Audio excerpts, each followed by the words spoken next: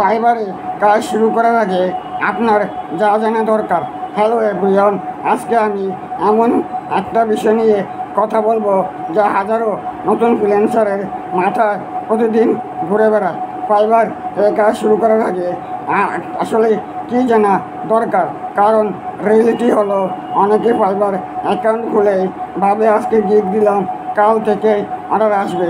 কিন্তু সত্যি বলছি, এই এক্সপেকটেশনই আপনাকে ধ্বংস করে ফেলবে। চলুন ধাপে ধাপে খোলাসা করি।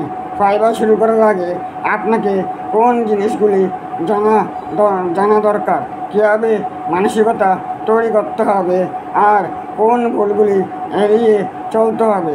নাম্বার 1, ফাইবার হলো মার্কেট প্লেস, জব প্ল্যাটফর্ম না।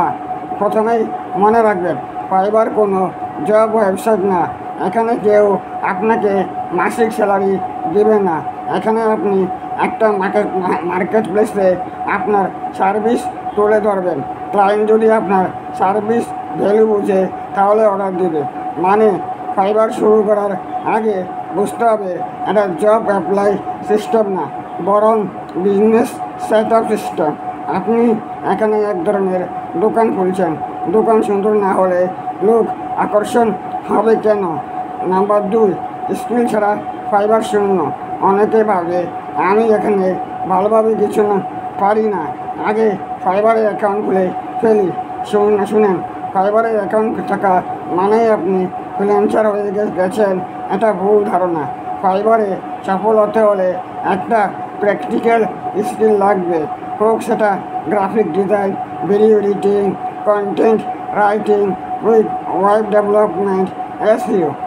অন্যথায় আপনি শুধু সময় নষ্ট করবেন, কারণ ক্লায়েন্ট তো আর আপনাকে দয়া করে কাজ দিবে না।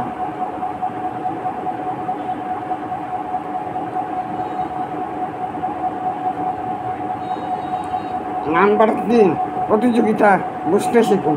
ফাইবারে এখন লাখ লাখ ফ্রিল্যান্সার আছে, আপনি নতুন, তাই আপনার সামনে বিশাল প্রতিযোগিতা।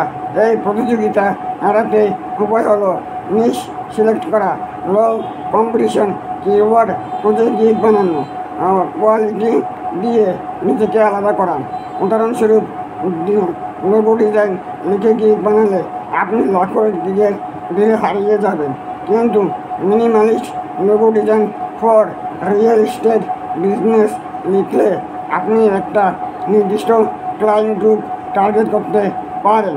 নাম্বার 4, গিগ বানানো মানে শুধু ছবি আর টাইটেল দেওয়া না। অনেকেই নতুনরা ভাবে একটা সুন্দর ছবি, একটা টাইটেল দিয়ে গিগ র্যাঙ্ক হবে। আসলে ব্যাপারটা অনেক ডিটেইলড। গিগে কী কী থাকতে হবে: সঠিক কিওয়ার্ড রিসার্চ, ক্লিয়ার টাইটেল, আকর্ষণীয় গিগ ইমেজ যা প্রফেশনাল লুক দেয়, প্রপার ডিসক্রিপশন, ক্লায়েন্টের প্রবলেম সলভ করছেন কি না সেটা লিখতে হবে।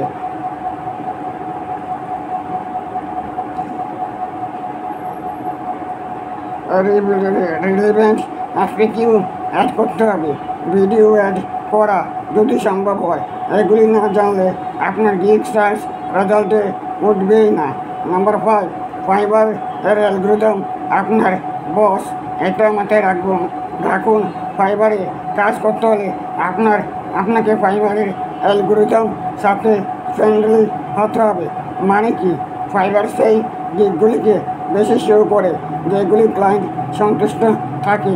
অর্ডারে শেষ হলে ক্লায়েন্ট যদি ভালো রিভিউ দেয় তাহলে আপনার গিগ আরও উপরে উঠবে। আবার যদি ক্লায়েন্ট খুশি না হয় তাহলে আপনার গিগ নিচে নামবে। তাই ফাইবার শুরু করার আগে বুঝে নিন আপনার আসল বস হলো ক্লায়েন্ট স্যাটিসফ্যাকশন। নাম্বার 6, ধৈর্য না থাকলে ফাইবার থেকে ছেড়ে বিদায় নিন। হ্যাঁ, আমি সিরিয়াস।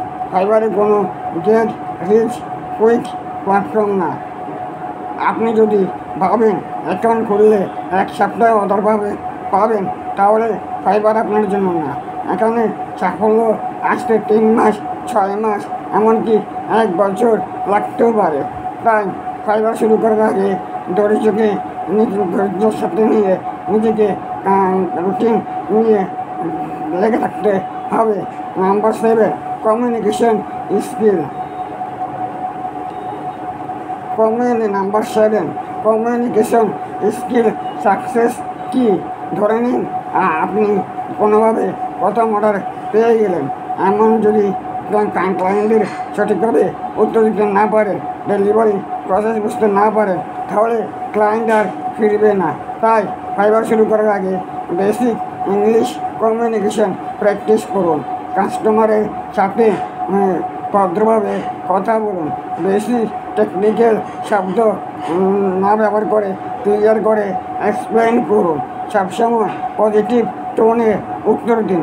নাম্বার 8, শুধু ফাইবারে নির্ভর করবেন না। শুরুর দিকে ফাইবারই আপনার ফোকাস হবে, এটি স্বাভাবিক, কিন্তু একটা সময় মনে রাখতে হবে ফাইবারের অ্যালগরিদম আপনার কন্ট্রোলের বাইরে। আজকে র্যাঙ্ক করলে কালকে নিচে নামতেই পারেন। তাই ফাইবারে শুরু করার আগে প্ল্যান করে রাখুন। সোশ্যাল মিডিয়া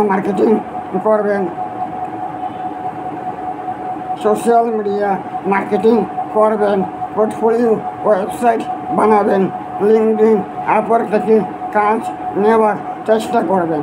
মানে নিজের পার্সোনাল ব্র্যান্ডিং তৈরি করতে হবে। ক্লায়েন্ট রিভিউ হলো আপনার আসল পুঁজি। ফাইবারে আপনি যত বেশি পজিটিভ রিভিউ পাবেন, তত দ্রুত গ্রো করবেন। তাই ফাইবার শুরু করার আগে মনে রাখবেন, প্রথম 10 জন ক্লায়েন্টকে ভিআইপির মতো সার্ভিস দিতে হবে। হয়তো আপনার কম দাম দিতে হবে, হয়তো বেশি সময় দিতে হবে, কিন্তু রিভিউ পেতে হলে সেটাই ফিউচারে আপনার অর্ডার পাওয়ার ট্রাস্ট ফ্যাক্টর হবে। নাম্বার 10, ফাইবারের রুল না মানলে সব শেষ। অনেকেই জানেন না ফাইবারের একটা রুল আছে, একাধিক